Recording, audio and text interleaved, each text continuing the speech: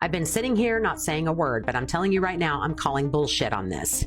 Day playing, and she would look at him. She watched the show every day. She couldn't email, but this was her version of emailing. Every day she'd watch the show. And she did it because Daddy would take the item that she gave to him and have it on the show with him. And sometimes he would say, like, this is the item that my daughter gave me. Sometimes he wouldn't, just to see if she was really watching. And so when he would come home, she would be like, Daddy, I saw the puppet on the show today. Daddy, I saw the moose on the show today. Daddy, you brought baby Buff on the show today? Like, so that was their little connection point of, and he loved it too, because it was a little piece of her that he could have with her on the show. But those little moments of... I lost my grandfather in 2009, and I still cannot talk about sentimental things, or I will bawl my freaking eyes out. Now tell me how someone can lose their husband, the father of their 2 young babies, okay? And 15 days later, they're joking, they're laughing, they're having a great time, they're so excited about the future. When I lost my grandpa, I thought I lost my future. Don't give me that shit that she is just trying to cope, and that's her coping mechanism. Check out this video and see what you think. See if you see what I'm talking about. Only group will continue to go on. All of his socials that God has blessed us with, the people who follow those socials will go on. Nothing is changing. But I want to preface, we're not awkward. We're not like weird. Cringy. We're not going to be tweeting as if it's him. That's tone deaf and really disturbing. And anyone who does that's like morbidly off. Yeah, think? So we have speeches that no one's heard of. We have interviews that no one's heard of. We have stuff from Korea and Japan that no one's heard of. Podcasts. So, I mean, in the words of my husband, buckle up, because there is a lot of content to be had. And we have so many amazing things down the pipeline that we are working on currently that will unveil in due time. I am so excited. Yeah. That's what I'm talking about. That's exactly what I'm freaking talking about. I think it's odd. I think it's very odd behavior of a grieving widow. And I have never seen that before. And I'm 55 years old, so I've seen people lose their husband. I've seen people lose close family members, including myself. And that behavior is very off. Maybe I'm just being over emotional about this. I don't know. But what do you think about it? What do you think? Have you watched these videos? Tell me what you think about it in the comment section, because I'm telling you right now, I call bullshit. Hi everyone, my name is Silva, and you're welcome back to my channel. Today guys, I want us to talk about Erika Kirk. A few weeks ago, her husband Charlie Kirk was killed in front of millions of people. This was a terrible event, but now when people see Erika, she's not crying, she's smiling, she's laughing, she's on podcast and doing interviews like nothing happened. People are now asking, why is she acting like this? Why is she not grieving? Let's talk about it. When someone you love dies, your partner, your husband, your wife, it hurts. Most people cry. Most people take time away from work. They cannot just smile and go on with life so fast. But with Erika, we see something different. She is back on camera quickly. She is happy. She is doing shows. She is giving interviews. It makes people wonder if she is even sad at all. From my own view, the problem is not only Erika herself. The problem is the system around her. She is part of a right-wing media world. In that world, you are not allowed to look weak. You are not allowed to cry too much. They expect you to look strong, to keep talking, to keep working, even when your heart is broken. So, Erika is not just a wife who lost her husband.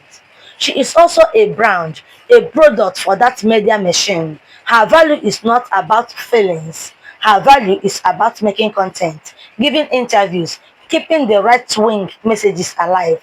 This is why she is smiling, not because she is fine, but because the system does not allow her to show real pain. I mean, look at this face.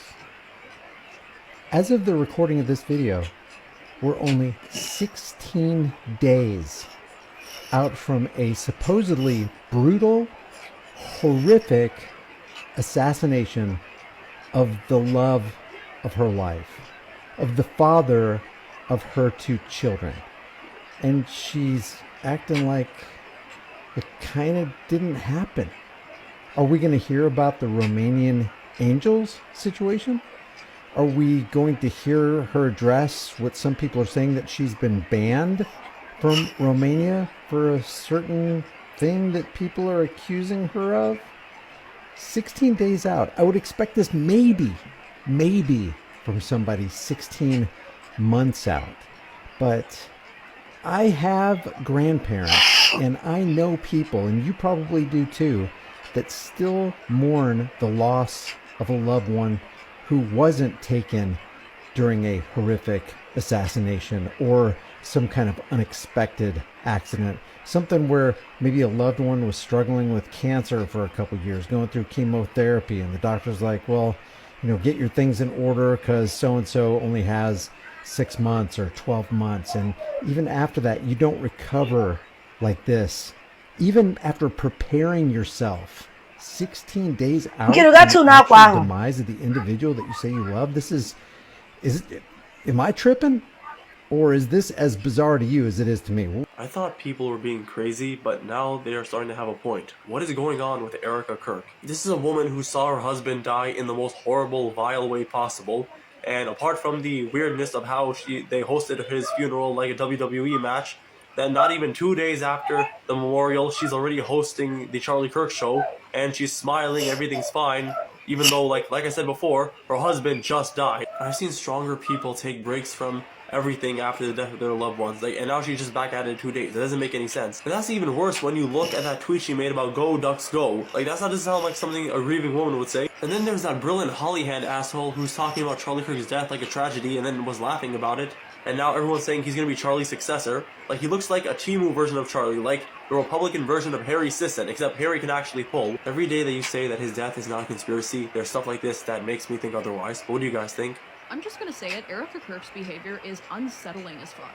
It's not conveying real grief, it's conveying performance. It's giving uncanny valley. This woman came out on stage to pyrotechnics, timing her body language and her crying to the music. Then she gives a speech that comes off as more of a piece of performance art than it does as an expression of real grief. And when you look at that woman's face, there is not a single tear streaming down that woman's face. There is not a single smudge of makeup out of place. She's making it look like she's crying, but she's not really crying. So yeah, the whole thing is unsettling as fuck. In a way that always keeps Charlie first and his dreams alive and his legacy going. And what's so beautiful is to see all of you step in and do that. And so part of the reason why I agreed to come on, because this is not going to be... Is Erika Kirk moving a little too fast for a woman who just lost her husband in an extremely tragic way?